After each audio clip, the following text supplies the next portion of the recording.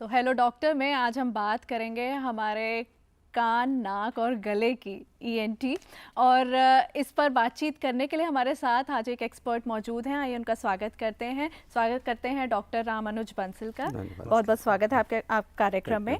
He is a consultant department of ENT LNJP hospital. और यदि doctor Bansal से आप भी ईएनटी पर कोई सवाल करना चाहें तो जल्दी से हमारा स्टूडियोज़ का नंबर नोट करें। 011 दिल्ली का STD कोड रहेगा और नंबर है 23097532।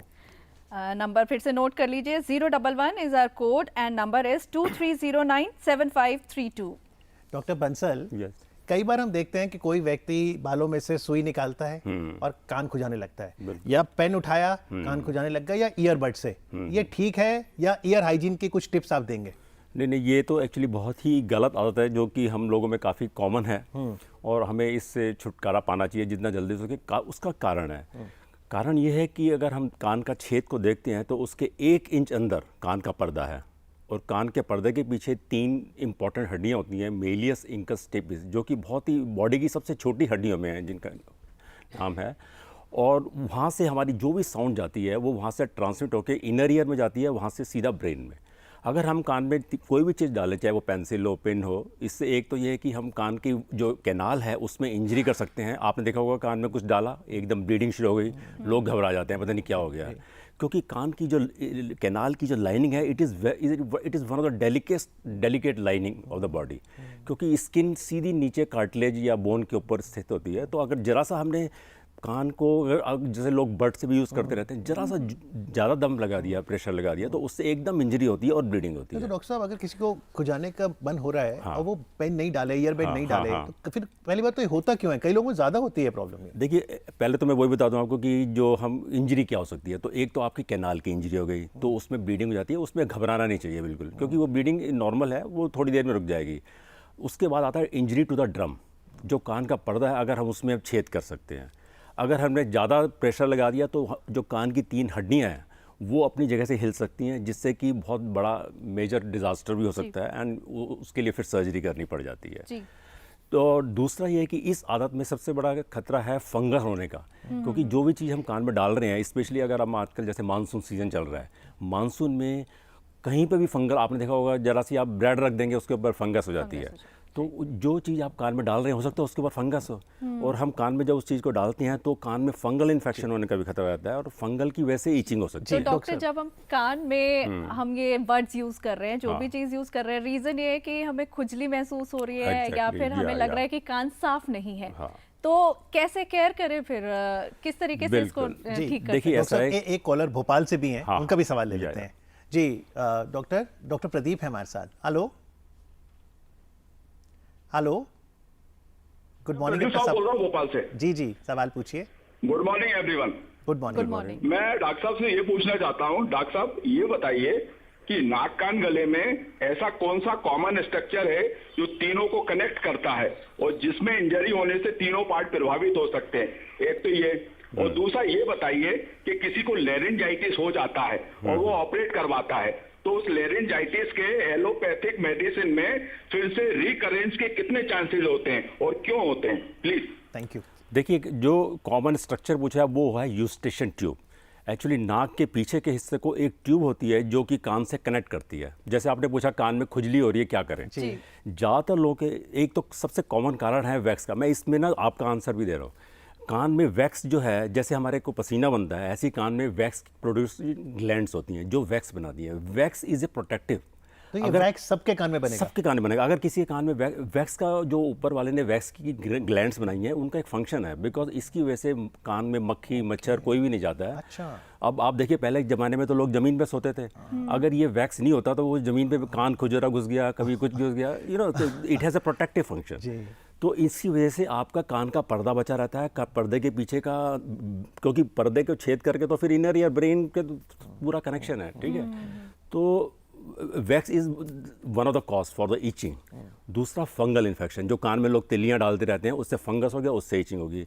फिर इनका जो क्वेश्चन है, जो कॉमन स्ट्रक्चर है, दैट इज यूस्टेशियन ट्यूब, जो कि नाक के पीछे के हिस्से को कान से कनेक्ट कर रही है। अच्छा। अगर आपके नाक में, आपने देखा होगा कई बार जुकाम हो जाता है या गला खराब है, गला खराब है, आपके कान में खुजली होने लगती है। अच्छा।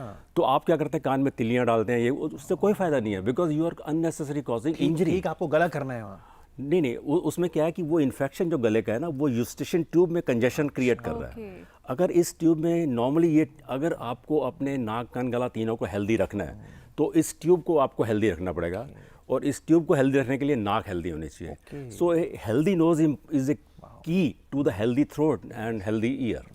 यानी कि हमारी जो नाक है, कान है और गला है, ये तीनों सब एक दूसरे से इंटरकनेक्टेड इंटरकनेक्टेड है, है। इसीलिए ईएनटी का एक ही डॉक्टर होता है, ईयर नोज थ्रोट। ओके, तो यानी कि एक चीज खराब होती है तो दोनों पर, बाकी दोनों पे वो इम्पैक्ट करेगा। अब इनका क्वेश्चन है लैरिंजाइटिस।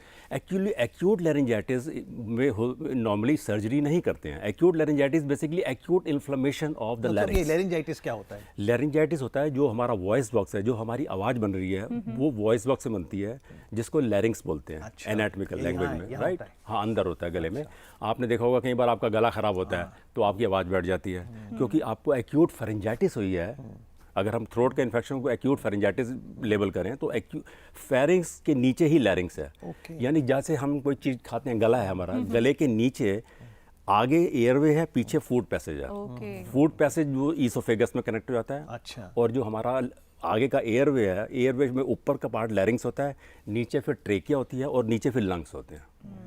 यानी आपने कई बार देखा होगा कि किसी ने खाना खाते समय बोल रहे होते हैं लोग, काफ़ी याद आता है आज स्पेशली यंगस्टर्स की, तो उससे क्या होता है, उनको अचानक वो फूड बॉलर्स सांस की नली में चला जाता है and they die on the spot. कहेंगे कि खाना खाते समय बोलना नहीं चाहिए, बिल्कुल नहीं बोलना चाहिए। कारण ये है कि जब आप खाना खा रहे हैं तो आपका जो एयर पैसेज है वो क्लोज रहना चाहिए। और डॉक्टर साहब, क्योंकि टीचर्स एक ऑक्यूपेशन पे आए, टीचर्स का तो काम है बहुत बोलना, तो क्या ये जो लैरिंजाइटिस जो आप बता रहे थे, टीचर्स को भी हो सकता है? यस, उनको एक्चुअली क्या है, एक होता है एक्यूट लैरिंजाइटिस, एक है क्रॉनिक लैरिंजाइटिस।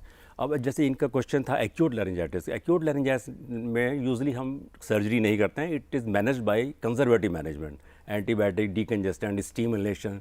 मेन चीज़ है, अगर आपको लैरिंजाइटिस है, आपको वॉइस रेस्ट देना है, क्योंकि जो आपकी आवाज़ है, आवाज़ बन रही है वोकल कॉर्ड से। Vocal cord is nothing but a muscle.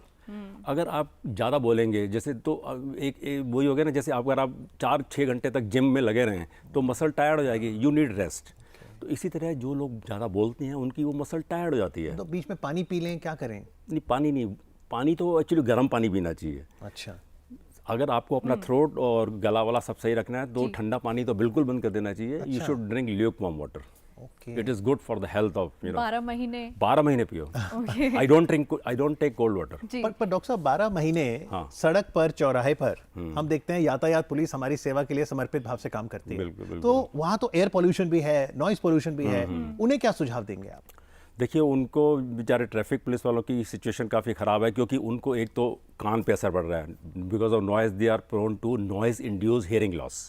यानी नॉइज़ की वजह से उनकी सुनने की नस पे असर पड़ रहा है। तो उनका एक तो वैसी हियरिंग असेसमेंट होना चाहिए, और रिपीटेड हियरिंग असेसमेंट इंपॉर्टेंट है। और उनको मेरे ख्याल से उनकी पोस्टिंग भी वहाँ से चेंज होती रहनी चाहिए, क्योंकि नॉइज़ से हियरिंग पे असर पड़ता है, और वो जो हियरिंग डैमेज है वो परमानेंट है। इट इज़ नॉट कि आपने दवाई दी और वो क्योर हो जाएगा। कॉटन रख सकते हैं, कॉटन? हाँ, तो उसको ये है कि पहले तो बता रहा हूँ उनको क्या प्रॉब्लम हो सकती है। So they are prone to ear problem, then they are inhaling pollution, उसकी वजह से आपको एलर्जीज हो सकती है, साइनोसाइटिस की प्रॉब्लम हो सकती है। साइनोसाइटिस अगर हो गई तो वो साइनस का बलगम गले में गिरता है, आपको गला ख़राब होता रहेगा। बलगम गिरता रहेगा तो वो आगे लैरिंग्स में जाएगा, वो लैरिंजाइटिस करेगा, राइट? तो उसके लिए उनको एक तो मास्क पहनना चाहिए। तो ideally they should wear N95 mask, या और दूसरे सर्जिकल मास्क पहन सकते हैं जो कि जो पार्टिकल्स हैं उनको रोके। दूसरा, कान में उनको कुछ प्रोटेक्टिव डिवाइस पहननी है, so they can use ear plug, और कुछ नहीं है तो कॉटन पहन ले, नहीं तो हेलमेट ही लगा लें वहाँ पे। मेरे ख्याल से आपने कहा कई बार चौराहों पे लोग हेलमेट पहने। डॉक्टर, उत्तर प्रदेश चलते हैं, रूपम है फोन लाइन पर। हेलो हेलो हेलो जी, नमस्कार, सवाल पूछिए। जी नमस्ते डॉक्टर साहब जी। मैं ये बताना चाहती हूँ कि मेरे एक बार कान में चोट लग गई थी, तो उस टाइम मेरा कान बहने लगा था। हाँ। तो बहने की वजह से तो कान तो सही हो गया अभी बहना, लेकिन उसमें साए साए की आवाज रहती है, तो मुझे प्रॉब्लम रहती है। आपकी उम्र कितनी होगी? जी, जब मेरे कान में चोट लगी थी तब यही मेरी 20 साल की उम्र रही होगी। आप कितनी उम्र है आपकी?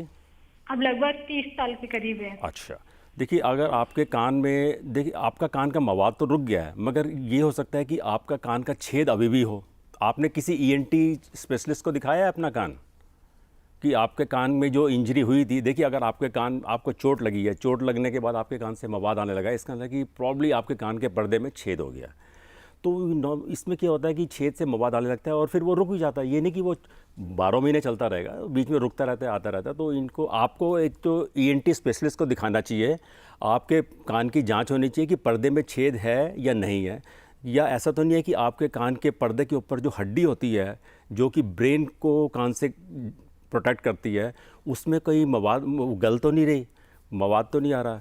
क्योंकि जो सीटी है, सीटी होने के तो सैकड़ों कारण है, देखिए जी, ठीक है। कान का भी एक कारण हो सकता है और दूसरे बहुत सारे कारण हैं, मैं यहाँ डिटेल में नहीं बता सकता जी। लेकिन फिर भी आज आप डॉक्टर बंसल कार्यक्रम में आए और आपने हमें ईएनटी के प्रति सजग किया है। कई बार बड़ा हम टेकन फॉर ग्रांटेड लेते हैं अपने कान को, नाक को, लेकिन जैसे आपने कहा अच्छी हेल्थ के लिए हेल्दी नोज भी बहुत ज़रूरी है और तीनों लिंक्ड हैं। आज कार्यक्रम में आके जानकारी देने के लिए आपका बहुत बहुत धन्यवाद। Thank you very much. Thank you.